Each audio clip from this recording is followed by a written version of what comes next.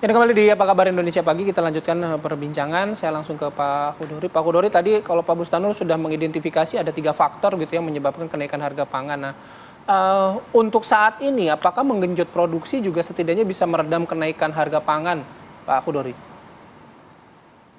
Ya, itu salah satu, Mas. Tapi menggenjot produksi itu kan tidak seperti produk manufaktur ya. Produk pertanian itu butuh waktu, butuh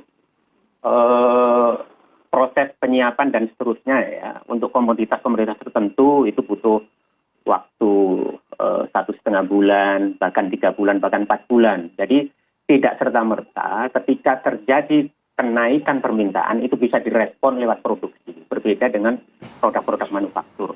Bisa sih itu ya, tapi pasti butuh waktu. Gitu. Nggak mudah ya, nggak mudah. Saya sepakat kalau dengan memang yang disampaikan Prof. Indra tadi. Ya, monggo. Iya, mohon maaf, tapi kalau memang produk pertanian paham pasti butuh waktu, tapi setidaknya untuk saat ini begitu, karena kan yang sudah komplain, yang menjerit itu banyak ya Pak Hudori ya, tapi untuk setidaknya saat ini dalam jangka waktu dekat gitu, ada nggak yang bisa menurunkan harga gitu, Pak Hudori? Nggak terlalu tinggi, naik iya, tapi mungkin tidak terlalu tinggi. Ya, kalau kita tengok apa yang dilakukan oleh, nyambung lagi ya yang disampaikan Prof. Istanul tadi, yang dilakukan oleh Badan Pangan Nasional, itu kan mencoba mengorkestrasi ya berbagai kementerian lembaga yang kemarin itu diorkestrasi oleh Kemenko Perekonomian. Yang paling penting dari sini sebetulnya Badan Pangan Nasional itu mencoba untuk menjembatani ya daerah-daerah produsen dengan daerah-daerah konsumen. Tempo hari misalnya kita dengar di Dompu itu petani jagung menjerit karena harga jagungnya jatuh. Di sisi yang lain harga jagung di Jawa yang dibutuhkan oleh peternak, apakah peternak telur atau peternak ayam yang di Jawa Timur maupun di Jawa Tengah itu sangat-sangat tinggi ya. Mereka kesulitan untuk mendapatkan pasokan jagung. Di sisi yang lain, harga jagung di internasional juga tinggi. Makanya waktu itu Pak Gubernur NTB ya minta izin supaya bisa diizinkan untuk ekspor jagung ya. Nah, itu antara lain yang dilakukan oleh Badan Pangan Nasional untuk komoditas jagung. Hal yang lain juga dilakukan untuk komoditas yang lain ya. Misalnya hari-hari ini menjelang Idul Adha, bagaimana memobilisasi sapi-sapi yang siap potong atau domba, kerbau juga kambing ya yang siap potong dari sentra-sentra yang tidak terkena penyakit mulut dan kuku ke wilayah-wilayah yang memang membutuhkan pasokan sangat besar, terutama di Jabodetabek dan Bandung Raya. Ya, itu orkestrasi yang dilakukan. Tapi lagi-lagi tentu nggak mudah ya. Seperti yang disampaikan Prof. Indul tadi, Badan Pangan Nasional itu masih dalam proses pembentukan. Dia dilantik Februari lalu dan anggarannya saya kira ketika anggaran sudah berjalan nggak tahu apakah ini bisa disisihkan dari APBN dalam jumlah tertentu gitu yang kira-kira membuat Badan Pangan Nasional ini bisa berjalan. Sepertinya memang kita akan harus menunggu ya, kita harus menunggu barangkali tahun depan gitu untuk bisa lebih optimal lagi kinerjanya ya. Oke, jadi itu tadi jangka panjang dan jangka pendeknya kalau kita bicara dalam konteks kenaikan harga pangan. Kita akan coba cek dulu deh pagi hari ini gimana sih untuk harga pangan ya. Ada Adin Hudaya yang sudah ada di salah satu pasar di wilayah Jakarta ya. Adin, pagi hari ini bagaimana untuk kenaikan harga pangan? Selamat pagi Ginavita dan juga pemirsa. Bagaimana ancaman krisis pangan global ini mempengaruhi level mikro? Kita coba akan berbincang dengan salah satu pedagang di Pasar Rawamangun Jakarta Timur untuk menanyakan bagaimana apakah efek atau ancaman dari krisis pangan global khususnya untuk harga bahan-bahan pokok ini sudah terasa. Ini kita coba akan bertanya pada salah satu pedagang. Selamat pagi. Assalamualaikum Pak Haji. Pak Haji, bagaimana soal harga-harga sembako sejauh ini sudah mulai merangkak naik atau masih stabil Pak Zakaria?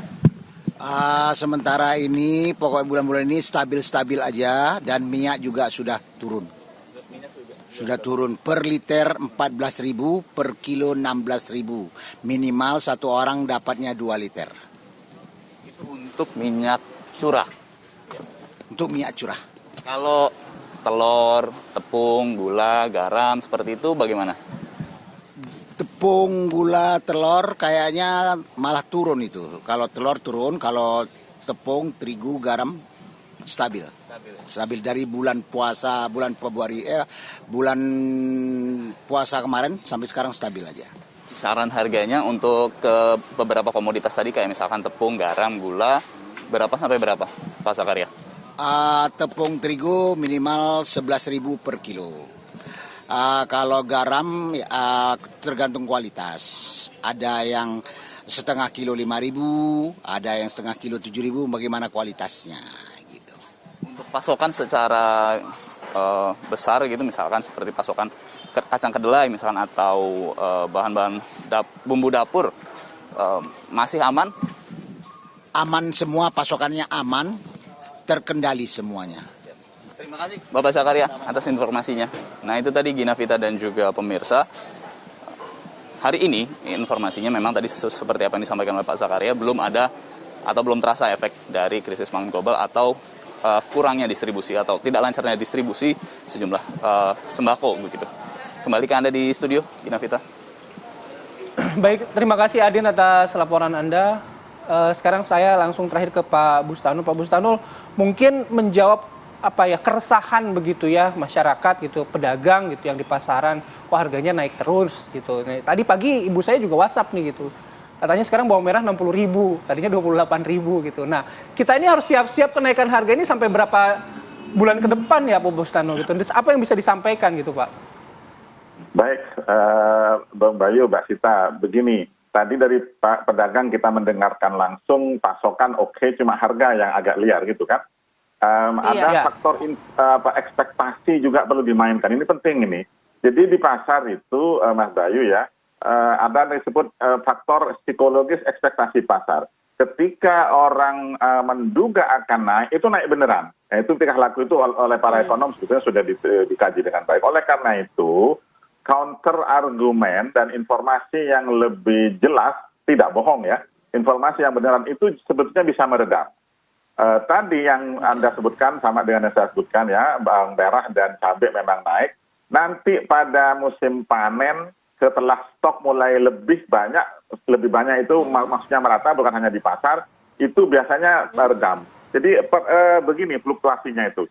Ya, sudah terekam dengan baik. Logikanya kalau supaya tidak berulang, kalau harga sedang turun dan agar petani tidak rugi, kalau kita memiliki stok penyimpanan berpendingin dengan kontrol atmosfer sistem itu teorinya ya, itu seharusnya dengan menjaga stok yang stabil ditambah dengan pengelolaan informasi ekspektasi konsumen itu bisa berdampak. Nah, tapi kalau memang kita tidak punya terigu ya, bawang putih kita cuma 5% dari total kebutuhan. Dan itu mau tidak mau kita perlu memperbaiki manajemen tata kelola impor.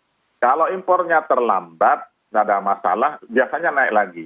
Yang perlu awas perhatikan itu gula, kemudian bawang putih, ya, daging. Kalau tiga ini, untung sekarang bukan bulan Ramadan, kalau tiga ini terkelola karena kita masih belum cukup ya di dalam negeri, mungkin bisa melonjak. Tapi sepanjang pangan pokok seperti beras dan kebutuhan pokok yang basic pokok itu sudah mulai reda, saya masih agak optimis. Harusnya tidak lama-lama.